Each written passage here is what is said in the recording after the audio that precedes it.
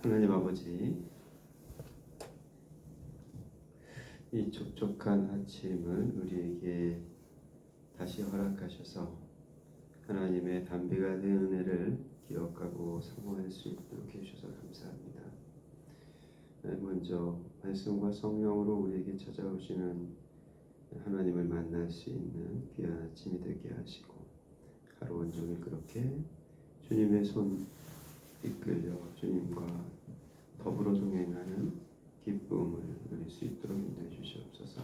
예수님의 이름으로 기도드립니다. 아멘.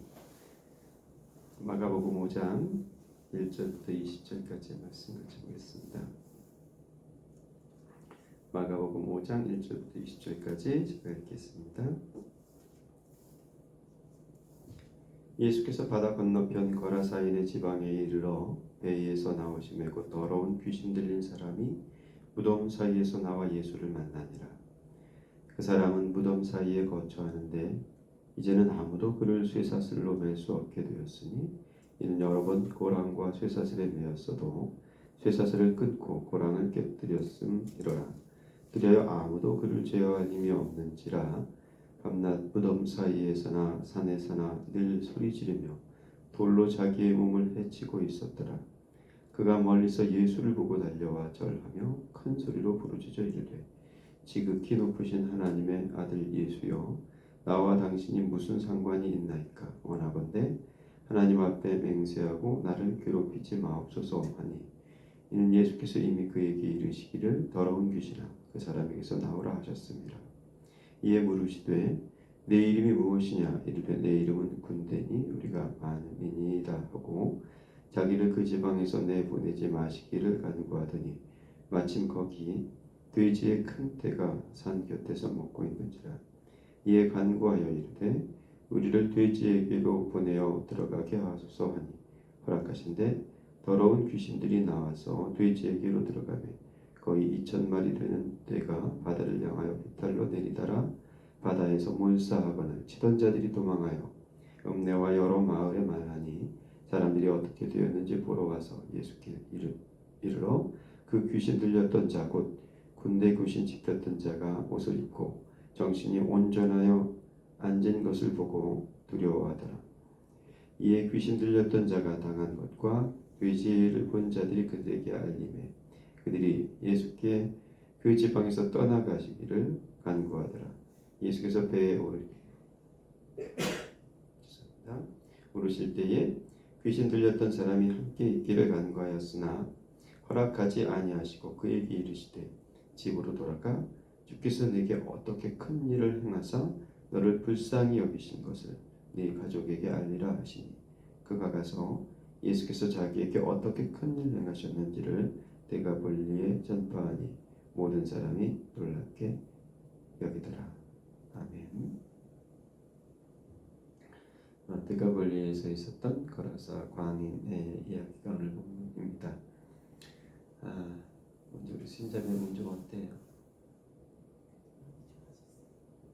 아직 깔끔하게 좋아지지 않고 계속 좀 남아 있는 거죠? 가려 계속 그 바르고 그래요? 약 먹고. 주원이는 많이 좋아진 거죠? 어저께 야근을 해가지고 11시쯤 들어가가지고 자세히 못 먹었어요. 거라사 지방의 광인 이야기인데 귀신 들린 자죠. 아무도 그를 제어할 수 없었다는 말이 2번이나 나와요. 누구도 나를 제어할 수 없는 사람이에요. 그러면 누구도 나를 제어할 수 있으면 내 마음대로 할 수 있으니까 내 세상 같아 보여요. 그런데 오늘 본문은 이렇게 적고 있죠. 아무도 그를 제어할 수 없다는 말을 2번이나 한 다음에 5절에 이렇게 말해요. 밤낮 무덤 사이에서나 산에서나 늘 소리를 지르면서 돌로 자기의 몸을 해하고 있었다. 아무도 그를 제어할 수 없었는데 자기 스스로 자기 몸을 해치며 살았던 자예요. 굉장히 살펴본 묵상할 한 대목인 것 같아요.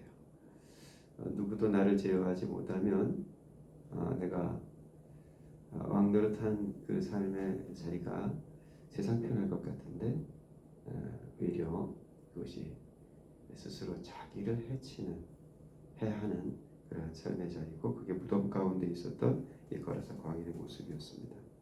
그때 예수를 만나죠. 예수님을 만났는데 예수님을 만난 이 사람이 예수님께 꺼낸 첫 말이 나를 괴롭게 하지 말라는 말이죠. 나와 당신이 무슨 상관이 있냐는 말입니다.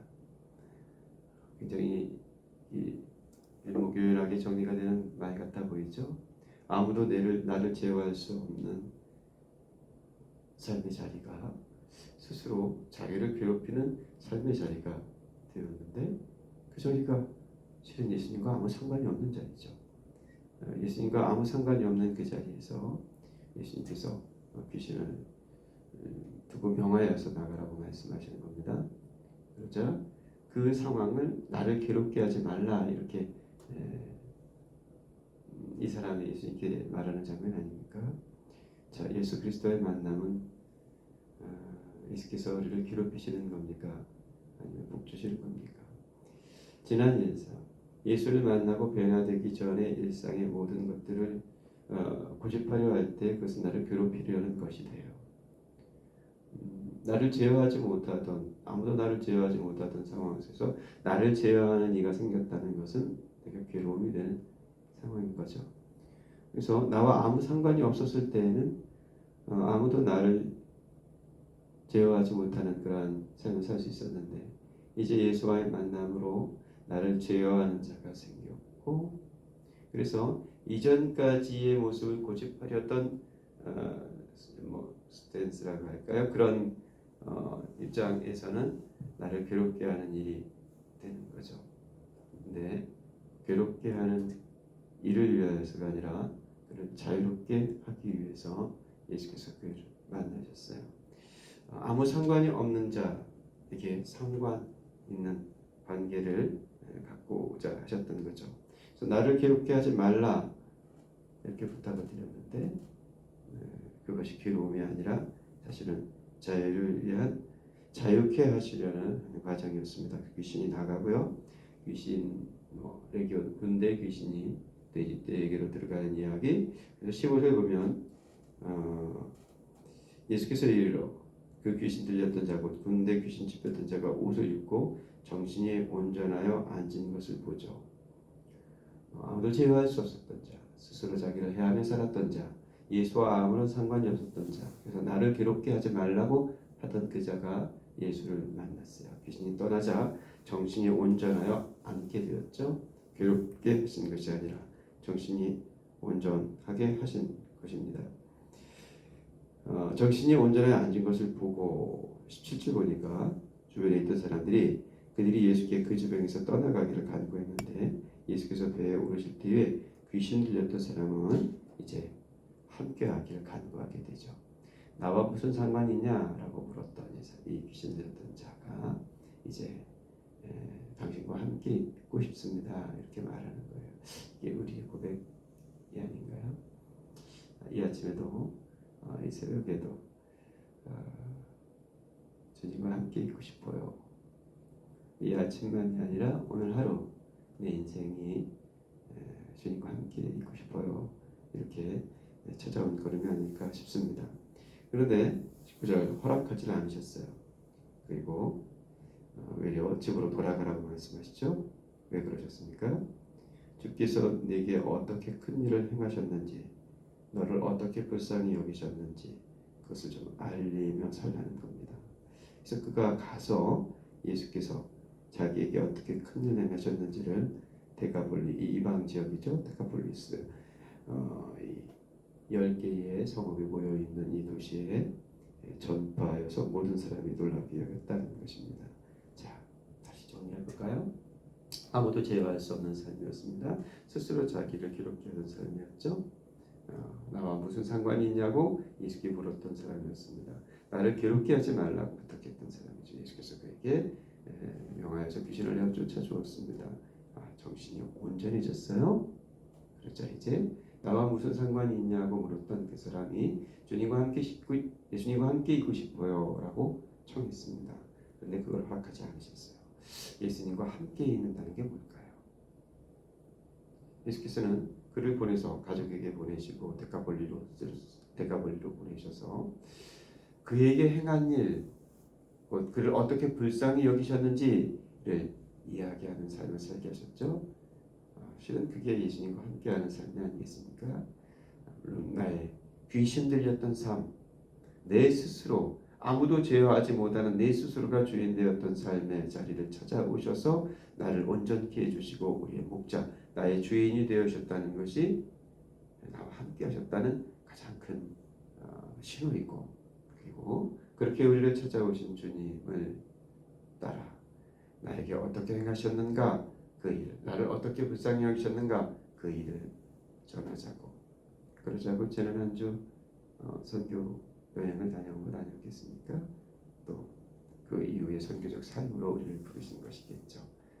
이 데카폴리에서 거라사에서 귀신이 들렸던 우리의 인생을 데카폴리에서 주님을 증거하는 자로 뒤바꾸신 하나님의 이 놀라운 은혜, 우리에게 임하셨던 이 사건이 또다시 오늘 하루 우리의 간증이 되는 복된 날이 될 수 있기를 바랍니다. 기도하겠습니다. 하나님, 아무도 나를 해칠 수 없는 그런 삶의 자리를 여전히 선망하고 여전히 그 자리에 있는 것이 무슨 큰 권세인 것처럼 믿음 없는 삶을 살지 않도록 이 말씀을 우리에게 주셔서 감사합니다. 스스로 나를 해치며 사는 인생의 한 자리에서 이렇게 주님과 상관없는 삶의 한 자리에서 우리에게 명해 주시고 우리에 있는 큰 귀신들을 쫓아주시고 정신이 온전하여 앉을 수 있는 믿음의 또 한 자리를 선물처럼 내려주셔서 감사합니다. 주님과 함께 있기를 간구하고 또 소원하는 믿음 주셔서 고맙습니다. 어떻게 이 큰 일을 행하셨는지, 어떻게 내게 이 큰 은혜와 긍휼을 베푸셨는지, 내 안에 있는 기쁨, 내게 일어난 사건이 내 입의 간증이 되고 내 마음의 고마움이 되고 내 삶의 방향이 될 수 있게 하여 주시옵소서. 내게 있는 쇠사슬과 아무도 나를 해치 못하던 유아독존의 이 세상적 삶의 모습들과 그래서 결국 스스로 나를 해치며 살아갔던 삶의 자리를 벗어나 온전케 된 이 하루를 내 삶의 모습을 통하여 증거하는 복된 하루가 될 수 있도록 우리를 인도하여 주시옵소서. 이 새벽에 깨어 근신하고 기도하는 당신이 귀한 백성들에게 하나님 응답하여 주시고 마땅히 구할 것을 구하게 하여 주시고 이 하루 동안 뜻이 하늘에서 이루어진 것과 같이 땅에서도 이루어지게 하여 주옵소서. 우리 몸 아픈 우리 지체들에게 찾아가 주시고 하나님의 치료하시는 은혜와 또 더없이 위로하시는 찾아와 우리를 맞으시는 손길을 덧입어 힘을 얻을 수 있도록 도와주시옵소서. 예수님의 이름으로 기도드립니다. 아멘. 자, 이렇게 기도하시고 들어가시겠습니다.